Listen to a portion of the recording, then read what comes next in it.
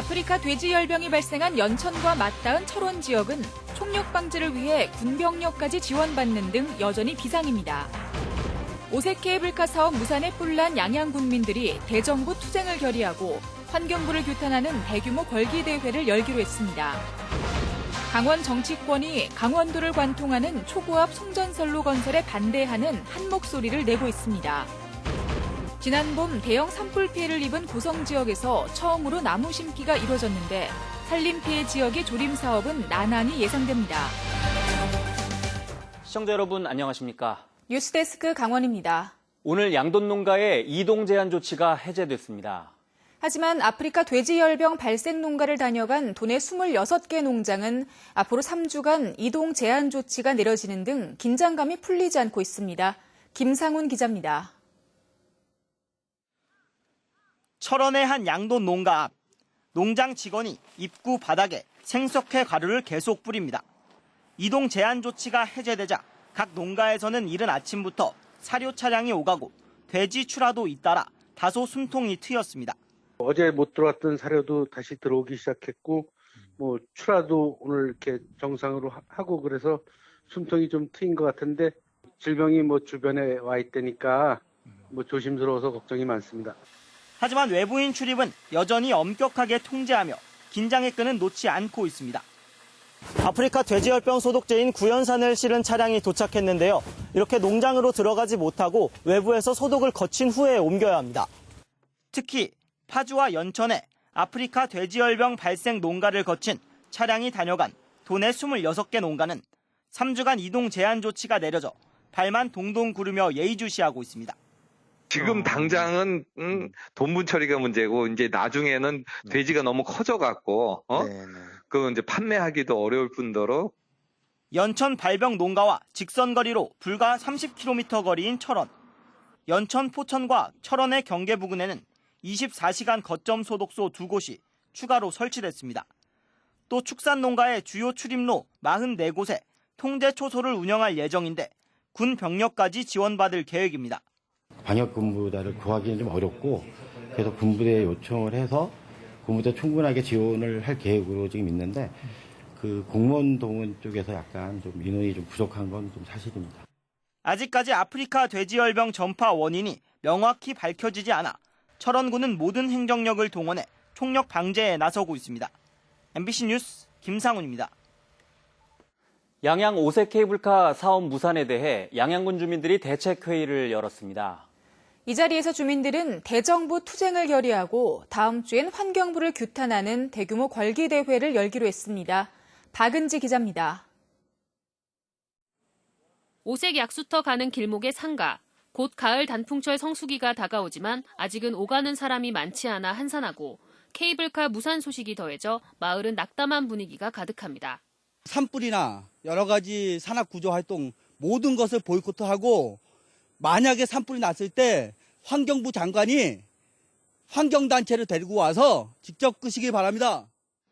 환경부 부동의 결정에 동의할 수 없다는 주민들은 대책회의를 마련했습니다. 친환경 케이블카 추진위원회를 주축으로 대정부 투쟁에 나선다는 결의문을 채택했고 군민들의 뜻을 모으는 대규모 걸기대회를 시작으로 집단행동에 나서기로 했습니다. 또 송전탑 반대 대책위 활동에 들어간 태백, 평창, 정선 등 6개 시군 주민들과도 연계해 강원도 차원으로 환경부에 대한 투쟁을 확대한다는 계획도 세웠습니다. 백두대간 보호를 들어 케이블카 사업은 무산시키고 수천 개씩 세워진 송전탑 건설에는 무관심하다는 겁니다. 대국민 10,000명이 모이는 환경부 규탄 골기대회를 할 예정이고요. 더불어 송전탑 지나가는 일개 다른 시군과 함께 연계해서 함께 환경부를 규탄하는 대체 사업 발굴을 적극 지원하겠다는 정부 발표에는 냉담한 반응을 보이고 있어 법적 다툼은 물론이고 양양 주민들, 나아가 강원도 차원의 규탄의 목소리는 더 커질 전망입니다. MBC 뉴스 박은지입니다. 도내 정치권이 강원도를 관통하는 고압 송전선로 건설을 반대한다는 입장을 밝혔습니다. 더불어민주당 강원도당은 성명을 통해 국내 최장 송전선로 건설 사업에 따른 피해는 도민들이 고스란히 떠안게 될 거라며 사업 반대 입장을 분명히 했습니다. 자유한국당 강원도당도 강원도민과 협의 없이 일방적 희생만을 강요하는 송전선로 건설에 반대한다고 밝혔습니다. 강원도 소속 기간제 노동자에게 적용되는 내년 생활임금이 1,100원으로 의결됐습니다. 이는 올해 생활임금 9,011원보다 12% 오른 금액입니다. 고용노동부가 지난달 고시한 내년 최저시급 8,590원에 비해선 17.6% 더 많습니다. 이번에 결정된 생활임금 적용 대상자는 강원도 본청과 직속기관, 출장소, 사업소 등에 근무하는 기간제 노동자와 도 출자 출연기관 소속 노동자 400여 명입니다. 지난 봄 대형 산불 피해를 입은 고성 지역에서 처음으로 피해림 복원을 위해 소나무를 심었습니다. 산림청은 4년 안에 피해 지역 산림 복구를 마친다는 계획입니다. 김영호 기자가 보도합니다. 지난 4월 산불 피해를 입은 고성 지역의 한 구교림입니다. 불에 탄 소나무들 옆에서 완만한 경사지를 따라 사람들이 소나무를 심고 있습니다. 산불 발생 5개월여 만에 산림 식재를 통한 복구가 시작됐습니다. 산불 피해 지역 산림 2헥타르 면적에 처음으로 3천여 그루의 나무가 심어졌습니다. 소나무를 주로 심고 사유지 경계 지역에는 산불에 견딜 수 있는 화렵수를 심었습니다. 나무 심기 행사에는 산림 관련 단체와 종교, 사회단체 등 200여 명이 참가했습니다. 금년도 고성 산불 피해 지역에 처음으로 우리가 이 새로운 숲을 만들기 위해서 참여했다는 것이 더 뜻있고 의미 있다고 생각합니다. 산불로 인한 강원도 5개 시군의 산림 피해 면적은 2,400여 헥타르. 산림청은 올해 200헥타르를 시작으로 4년 안에 피해 지역 산림 복구를 마친다는 계획입니다. 하지만 피해 산림이 대부분 사유림인데 보상 문제로 산주들이 벌채를 거부하고 있어 식재 작업이 쉽지 않은 상황입니다. 산림 생태 복원에 대한 마스터 플랜을 지금 작성을 하고 있고 산주 동의 절차가 굉장히 지금 난항을 겪고 있어서 그런 부분들이 조속히 해결이 되는 대로 이게 차근차근 이렇게 복원해 나갈 계획입니다. 특히 속초 고성 지역은 산불로 인한 산림 피해자들이 한전에 보상을 요구하며 반발하고 있어 산림 복구에 속도를 내지 못하고 있습니다. MBC 뉴스 김영호입니다. 지난주 강릉시 강동면의 한 야산에 퇴비로 만들기 위한 음식물 폐기물이 쌓여 있어 소나무들이 죽었다고 보도해드렸습니다. MBC 강원 영동의 취재 결과 인근의 산에도 이 폐기물이 쌓여 소나무가 죽은 것으로 확인됐습니다. 이용철 기자가 보도합니다. 음식 폐기물 발견 지점에서 임도를 따라 수백 미터를 들어와 보면 나무가 죽어 있고 폐기물이 쌓여 있는 또 다른 곳이 나타납니다. 퇴비 전 단계인 음식 폐기물에서는 악취가 나고 주변 소나무들은 하얗게 말라 죽어 있습니다. 인근 주택 공터에도 음식 폐기물이 쌓여 있는 것이 확인됐습니다. 지난달 계곡을 오염시킨 가축 농장과 지난번 밤재와 이번까지 비료 공장을 중심으로 400m 반경 안에만 음식 폐기물이 4곳에 방치됐습니다. 나무도 거기에 많이 죽고 있는데 여기에 이거를 추지 않으면 그 옆에 나무도 다 죽지 않겠나, 네, 그렇게 생각합니다.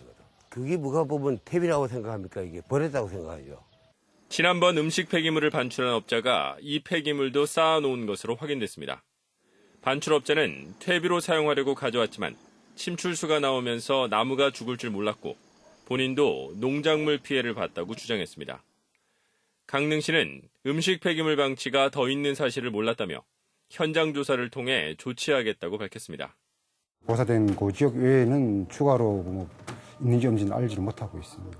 현장 조사를 통해서 원인을 밝혀서 거기에 대한 어떤 그 원인자가 있다면, 불법 행위가 있다면 그에 따른 상응하는 조치를 취해야 될 것으로 저희들은 그렇게 판단하고 있습니다. 강릉시의 미온적인 대처 속에 비료 공장에서 나온 음식 폐기물로 소량 강릉의 소나무들이 죽어가고 있습니다. MBC 뉴스 이용철입니다.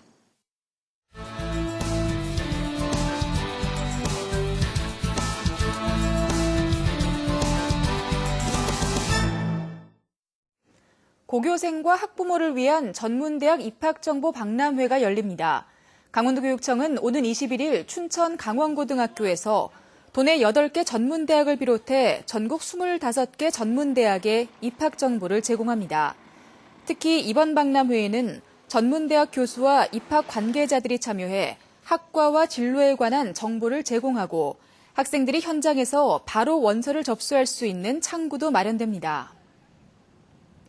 도내 운전면허 소지자 10명 가운데 1명 이상이 65세 이상 고령자인 것으로 나타났습니다.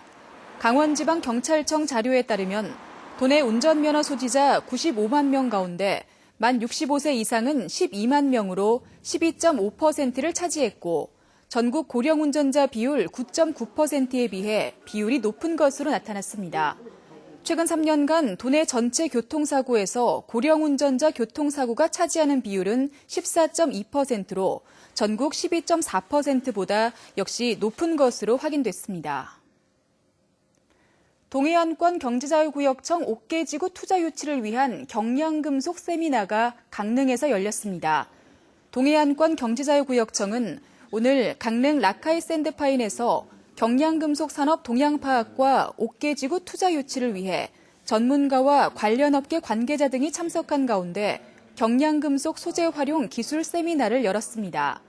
이번 세미나에서는 알루미늄과 마그네슘 등 경량금속 육성 전략, 비철금속과 지역발전 전략, 북한 비철금속 지하자원과 남북 협력 방안 등의 강연과 토론이 진행됐습니다. 삼척시 도계 노인복지관이 완공돼 다음 달부터 복지 프로그램을 운영합니다. 삼척시는 폐광기금 47억 원을 포함해 모두 56억 원의 사업비를 들여 도계읍에 지하 1층, 지상 3층, 연면적 2,000제곱미터 규모의 노인복지관을 건립했습니다. 도계 노인복지관은 체력단련실을 비롯해 물리치료실과 취미 오락실 등을 갖추고 있습니다.